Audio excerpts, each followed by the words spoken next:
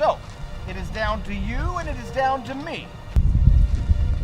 If you wish her dead, by all means keep moving forward. Let me explain. There's nothing to explain. You're trying to kidnap what I have rightfully stolen. Perhaps an arrangement can be reached. There can be no arrangement, and you're killing her. But if there is no arrangement, then we are at an impasse.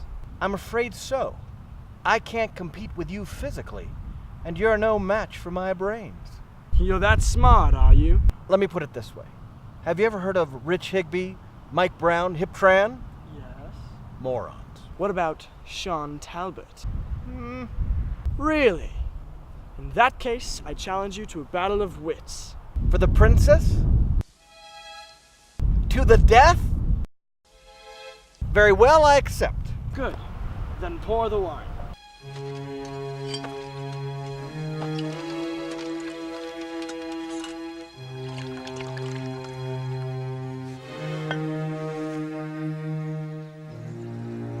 Inhale this, but do not touch. I smell nothing. What you do not smell is called iocane powder. It is odorless, tasteless, dissolves instantly in liquid, and is among the more deadlier poisons known to man.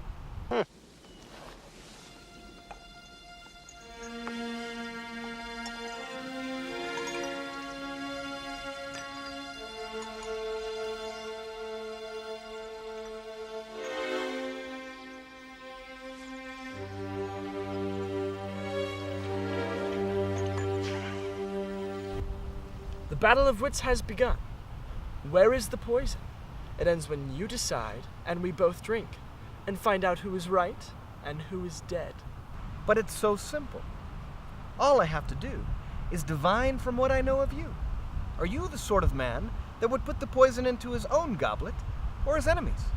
Now, a clever man would put the poison into his own goblet because only a great fool would reach for what he was given.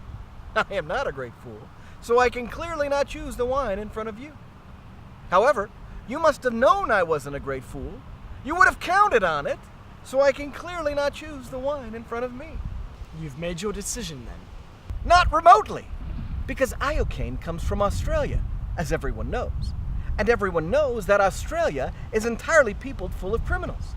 And criminals are used to not having people trust them, just as you are not trusted by me, so I can clearly not choose the wine in front of you. Truly, you have a dizzying intellect. Wait till I get going! Where was I? Australia. Ah, yes, Australia. And you must have suspected that I would have known the powder's origin, so I can clearly not choose the wine in front of you.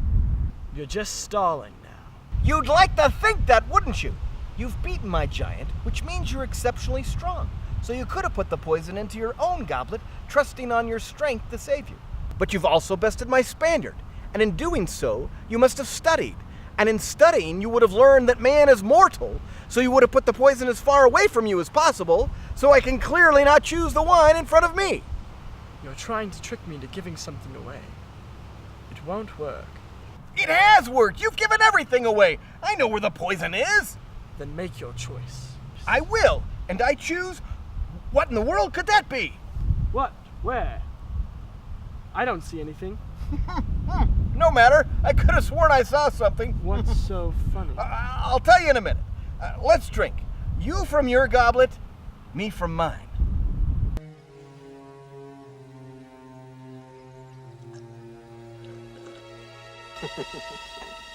You guessed wrong. You only think I guessed wrong. That's what's so funny. I switched glasses while your back was turned. You fell victim to one of the classic blunders. The most famous is never get involved in a land war with Asia, but only slightly less well known is this. Never go in against a Sicilian when death is on the line. My intellect knows no bounds, which means, of course, that I would decipher the exact location of the poison through sheer cognitive brilliance. This is odd. The poison should have kicked in by now. He should be incoherent at this point. Instead, the Sicilian seems to have found renewed vigor. He seems more alert and is exhibiting greater mental clarity. Wait a minute. What pocket did I pull the powder from? The poison was in my left pocket, but I was saving Amare's Energy Plus in my right pocket for me to use later on in the day to insult Prince Humperdinck. Damn. Empty. Used the wrong powder. Amare Energy Plus for improved psychological vigor, increased mental clarity, and the awareness of an Amazonian warrior. Don't give it to your worst enemy.